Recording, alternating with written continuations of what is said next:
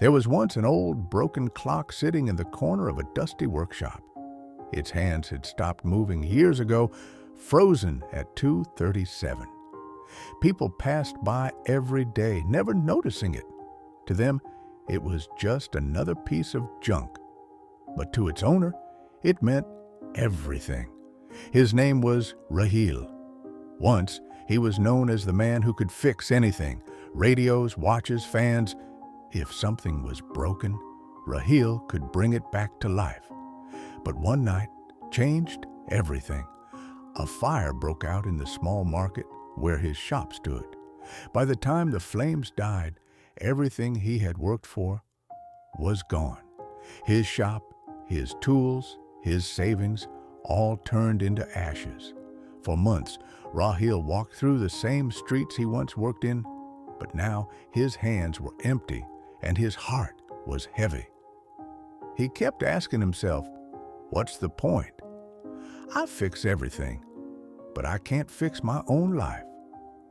Days turned into weeks, and just when he was about to give up completely, something caught his eye. Amid the ashes of his burnt shop, lying half buried in dust, was that old broken clock. He picked it up. The glass was cracked. The frame was blackened, but it was still there, still waiting. He stared at it for a long time. Then, for the first time in months, he smiled and whispered softly, "You stopped, but you're still here." That day, Rahil made a decision.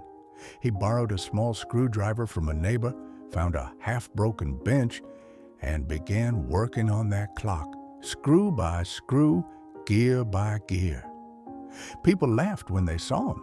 They said, "Why waste your time on something that'll never work again?" But Rahil didn't care. He wasn't fixing the clock. He was fixing himself. Days passed.